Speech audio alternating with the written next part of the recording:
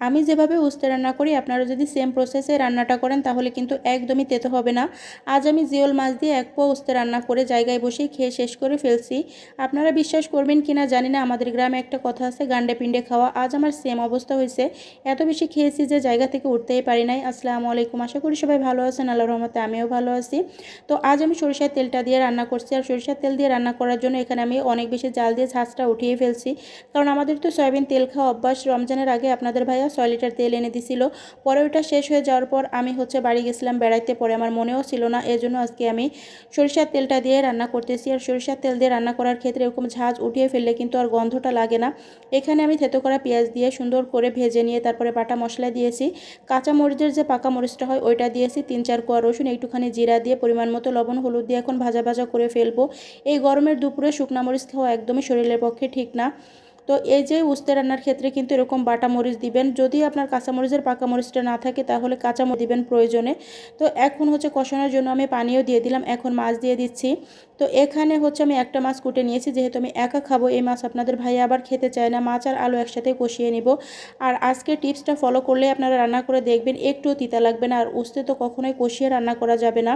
তো আজকের টিপসগুলো আপনারা যদি এইভাবেই ফলো করে রান্না করেন তাহলে দেখবেন খেতে কত বেশি মজা হবে। তো এখন আমি কষিয়ে নিব। অনেকে আছে যে এরকম জিওল মাছ বাজার থেকে এনে কুটে ধুয়ে ফ্রিজে রেখে দেয়। তো আমার কাছে কথা হচ্ছে, জিওল মাছ যদি ফ্রিজে রাখতে হবে তাহলে কেনার তো কোনো প্রয়োজনই নাই। হয়তো রান্না করার সময় কুটতে একটু কষ্টই হয়, তারপরেও জিওল মাছের একটু ঝোল খেলেও কিন্তু অনেক বেশি মজা লাগে, আর তাতে শরীরেরও বেশি ভালো উপকার হয়। আমরা সবাই সেটা জানি। তো কষানোর পরে আমি পানিটাও দিয়ে দিলাম।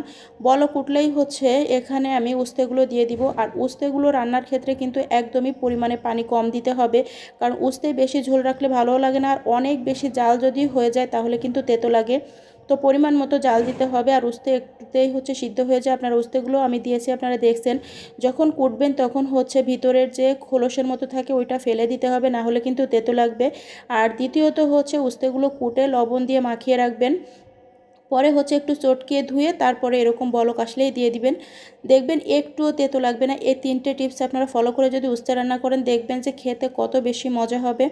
তো ঝোলটা কিন্তু আমি পরিমাণে কম দিয়েছি, হয়তো আপনারা দেখলে মনে হচ্ছে যে কড়াই ভর্তি পানি দিয়েছি। যেহেতু একটা তাওয়ায় রান্না করছি, এখানে আমি একটা আলুও দিয়েছি, একটা মাছ দিয়েছি, সাথে 1 পোয়া উস্তে। আপনারা দেখলে হয়তো মনে হচ্ছে অল্প উস্তে, কিন্তু অনেক বেশি ছিল।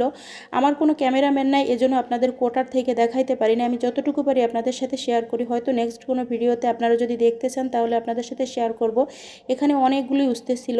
আর লবণ দিয়ে যখন চটকিয়ে ফেলা হয় তখন কিন্তু উস্তে নরম হয়ে যাওয়ার অল্প দেখায়। আর অবশ্যই 20-25 মিনিটের মতো লবণ দিয়ে মাখিয়ে রাখতে হবে। পরে আপনারা এরকম চটকিয়ে পানিটা ফেলে দিবেন, তারপরে সুন্দর করে ধুয়ে নেবেন। তো রান্নাটা একদম কমপ্লিট হয়ে গেছে, দেখতে কত লোভনীয় লাগছে না।